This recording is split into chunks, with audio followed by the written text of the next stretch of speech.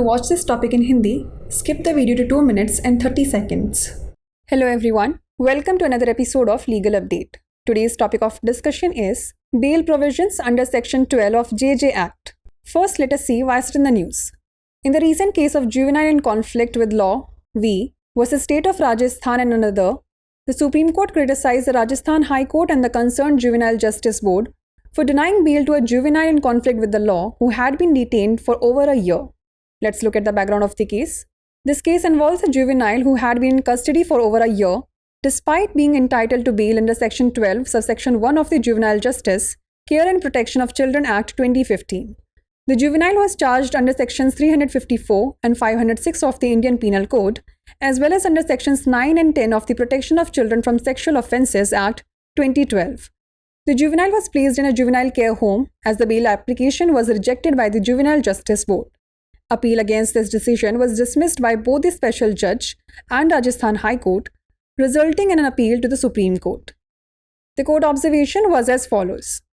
A bench comprising Justices Abhay S. Oka and A.G. Masih observed that Section 12 of the Juvenile Justice Act 2015 mandates granting bail to juveniles accused of breaking the law unless exceptional circumstances justify the denial of bail.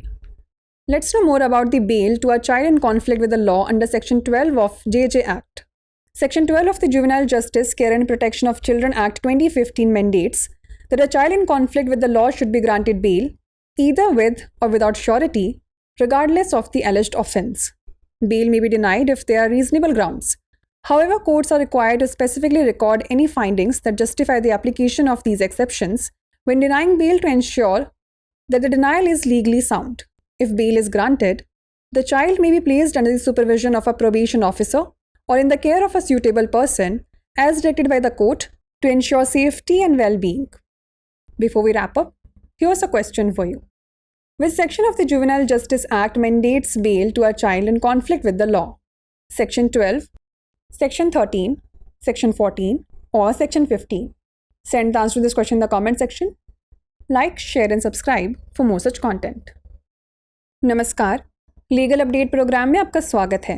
आज हमारी चर्चा का विषय है JJ अधिनियम की धारा 12 के तहत जमानत का प्रावधान।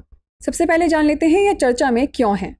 हाल ही में विधि से संघर्षरत किशोर बनाम राजस्थान राज्य एवं अन्य के मामले में सर्वोच्च न्यायालय ने विधि से संघर्षरत किशोर को जमानत देने से इनकार करने पर राजस्थान उच्च न्यायालय और संबंधित किशोर न्याय बोर्ड की आलोचना की, जिसे 1 वर्ष से अधिक समय से हिरासत में रखा गया था। चलिए जान लेते हैं मामले की पृष्ठभूमि।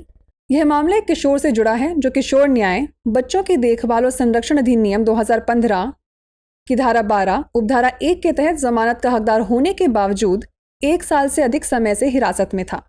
किशोर पर भारतीय दंड संहिता की धारा 354 और 506 के साथ साथ यौन अपराधों से बच्चों के संरक्षण अधिनियम 2012 की धारा 9 और 10 के तहत आरोप लगाए गए थे। किशोर को किशोर देखभाल गृह में रखा गया था क्योंकि किशोर न्याय बोर्ड ने उसकी जमानत याचिका खारिज कर दी थी। इस निर्णय के खिलाफ अपील विशेष न्यायाधीश और राजस्थान उच्च न्यायालय दोनों द्वारा खारिज कर दी गई, जिसके परिणाम स्वरूप सर्वोच्च न्यायालय में अपील की गई। न्यायालय के अवलोकन की बात करें तो न्यायमूर्ति अभय एस ओका और न्यायमूर्ति A.G. मसीह की पीठ ने कहा कि किशोर न्याय अधिनियम 2015 की धारा 12 में कानून तोड़ने के आरोपी किशोरों को जमानत देने का प्रावधान है, जब तक कि असाधारण परिस्थितियां जमानत देने से इनकार करने को उचित न ठहराएं। आइए अब जान लेते हैं जेजे अधिनियम की धारा 12 के अंतर्गत विधि का उल्लंघन करने वाले बच्चों के जमानत के बारे में। किशोर न्याय बच्चों की देखभाल एवं संरक्षण अधिनियम 2015 की धारा 12 में यह प्रावधान है कि कानून का उल्लंघन करने वाले बच्चे को, चाहे वह किसी भी अपराध का आरोपी हो, जमानत दी जानी चाहिए, चाहे वह जमानतदार के साथ हो या उसके बिना। यदि उचित आधार हो तो जमानत से इनकार किया जा सकता है। हालांकि अदालतों को जमानत से इनकार करते समय इन अपवादों के आवेदन को उचित ठहराने वाले किसी भी निष्कर्ष को विशेष रूप से दर्ज करना आवश्यक है, ताकि यह सुनिश्चित किया जा सके कि इनकार कानूनी रूप से सही है। यदि जमानत दे दी जाती है तो बच्चे को सुरक्षा और कल्याण सुनिश्चित करने के लिए न्यायालय के निर्देशानुसार परिवीक्षा अधिकारी की निगरानी में या किसी उपयुक्त व्यक्ति की देखरेख में रखा जा सकता है। आइए अब नोट कर लेते हैं अभ्यास प्रश्न। किशोर न्याय अधिनियम की कौन सी धारा कानून का उल्लंघन करने वाले बच्चे को जमानत देने का आदेश देती है?